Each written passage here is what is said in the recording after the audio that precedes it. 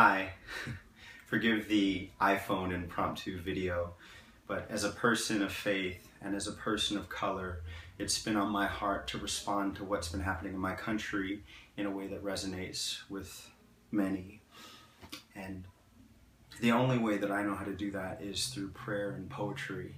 So consider this a prayer for my country and a cry to the world, first to the church.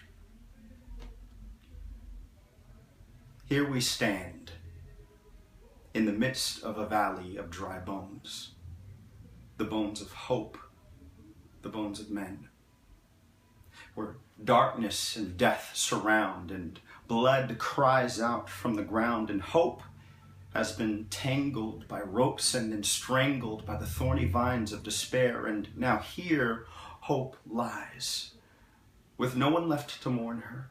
Even those who scorned her are nowhere to be found, for once she hit the ground and drew her last breath. Even those who murdered her could not escape death. Dry bones scattered throughout this place, brittle as splinters on a wooden surface. Like ropes entangled, hope has been strangled by the thorny vines of despair. Please forgive me.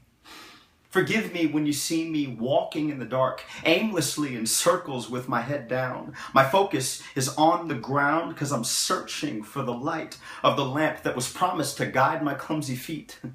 Some days I'm too scared to walk into the black of night, so I stay put, hoping that the light will find me. Other days I'm bold enough to step out and stumble and fall on my face, stamping my confused, tear-streaked expression into the ground of this place. Please forgive me if I seem distracted, if my intentions are not clear, if I keep spewing out the same old mess as if you haven't lent an ear. Forgive me if I cannot engage with you in a healthy conversation or articulate my concerns. It's just that I'm walking with broken bones and burns that have never healed. And with every word that comes out of my mouth, the reverberation of the sound of my own voice sends sharp-shooting pains throughout my entire being. Because my every word in between each breath I gasp for reminds me of why I'm in this body cast for. My injuries from the past, Lord, mend this broken vessel at last, or I think I may just die. For I cannot live without hope.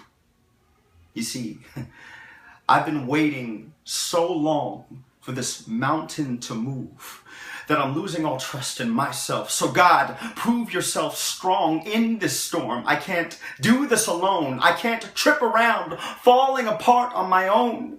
A doctor can only guess what's wrong with me. Stitch my wounds up as far as a man's eyes can see.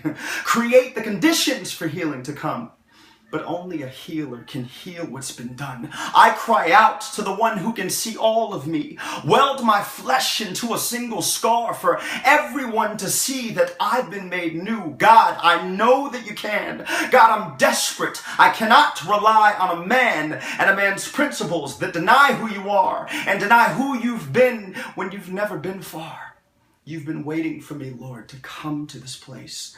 So I confess that I need you now. Show me your face. Potter's hands, take the clay.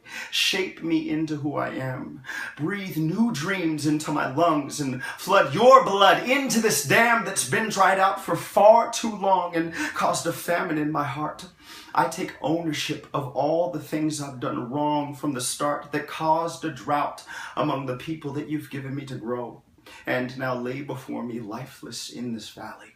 And I know now, when you heal me this time, Father, that it is not just for me. For you so loved the whole world, that the whole world would be free. So, living God, I thank you. Yes, I thank you in advance. Fill me up with a contagious joy that causes me to dance, that even through this valley of death, and in my darkest hour, I have everlasting hope to live, and in my hands the power to sing your song into piles of bones, your words that breathe life I am the one who lay my life down for the ones who live in strife. Now, what I have to say is pure, and pains you have you must endure until my purpose brings you out and cleanses you of all the doubt that you are fearfully, wonderfully made. A masterpiece put on display to heal the broken, calm the cries, and teach them how to see with eyes of faith that what they hope for, dream of, ain't nothing to what I seen of visions of a future for you. Relentlessly, you must pursue with hope your true identity. With hope, believe you now can stand with me. Church, I'm asking you to stand with me, not as a black man, but as a son of the house. World, I'm asking you, as you're watching what's going on with America, to pray for our country. Dr. King was successful in the civil rights movement because he preached love. Justice is not about getting even. It's actually about casting vision of love. It was about the sons and daughters of all of the world coming together, playing together, and being family. We're not that yet, and that's why everything is happening the way it is in this country. And I'm the son of a white woman from Germany and a black man from America who were married for 50 years, so I know it's possible. And God, I ask for your grace over this country, and I ask first that you would challenge the church and that you would challenge the world to come together and to see people the way you do. Thanks for listening.